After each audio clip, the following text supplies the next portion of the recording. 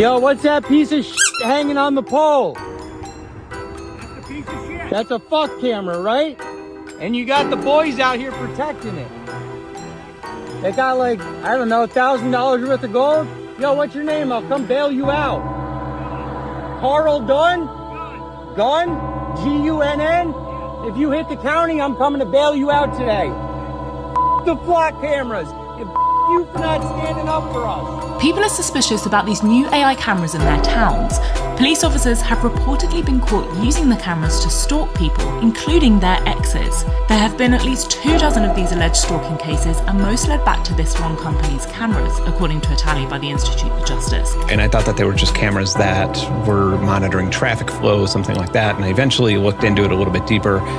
That opened up the rabbit hole. That's Ben Jordan, a security researcher and one of many residents fighting these cameras. I do think that it's one of the most important issues in current times. The cameras are called Flock. You've probably driven past one this week thinking it's a speed camera. But these read your plate, log your car's make, model, colour, even its dents, and it's all searchable by police. Flock has another type of camera, Condor, which captures you, using AI to pan and zoom in.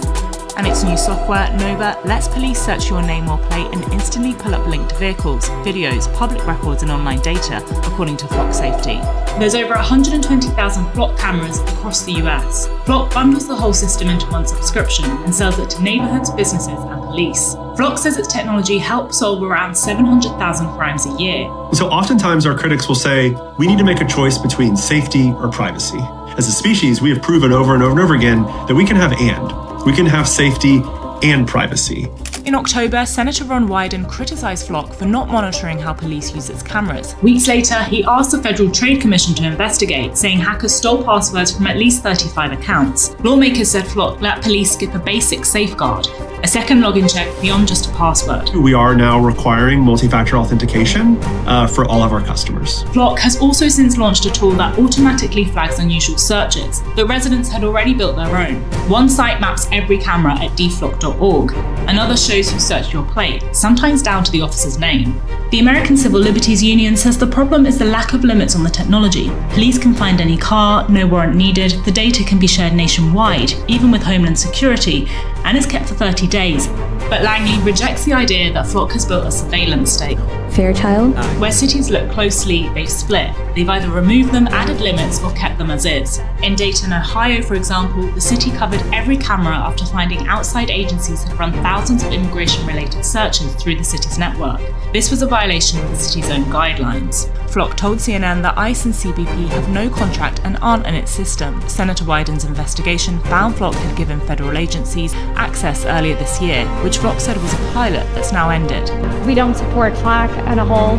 Cameras don't prevent crime. As our previous comment I made, we do need to invest in our youth and our cities. There's a lot of complaints in the last week, right? It was really hot. We had power outages.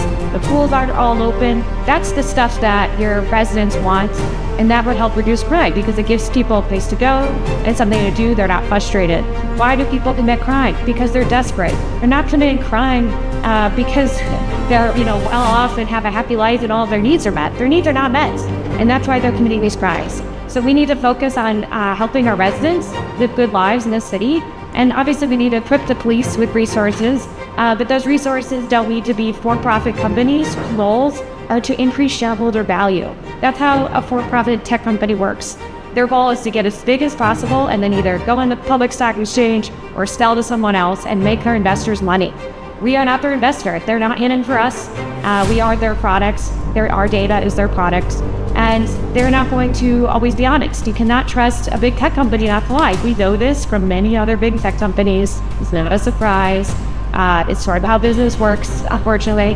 And so we need to keep them out of our city and focus on nonprofit and government solutions that we control and have access to. And it's just sort of built for the people, by people, for people. And there's a lot of people in the city that help us do that.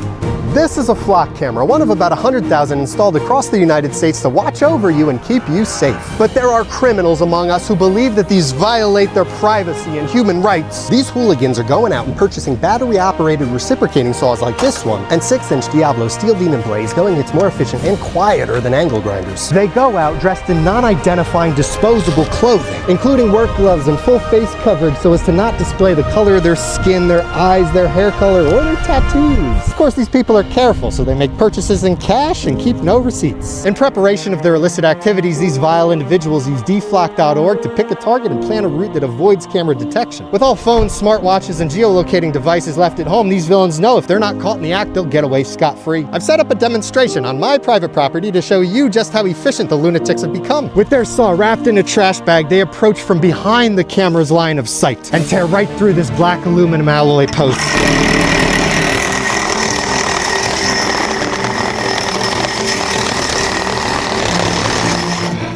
Hopefully Flock has secured the cameras a little better so they don't get a personal injury lawsuit. Once these degenerates have destroyed the post, they go for the camera too, even the solar panel. They're thorough in their destruction to ensure maximum monetary loss, and they always leave the remnants behind as a visceral message to all. After this, the cold-hearted anarchist makes their predetermined getaway, casually yet swift. Some say Flock hunters are domestic terrorists, others true patriots protecting our rights, our freedom, and our future. As for me, I'm just an unbiased, independent journalist. This has only been a test of your emergency broadcast system to see if you motherfuckers are really listening. This would have never been really played on the radio. It's a takeover.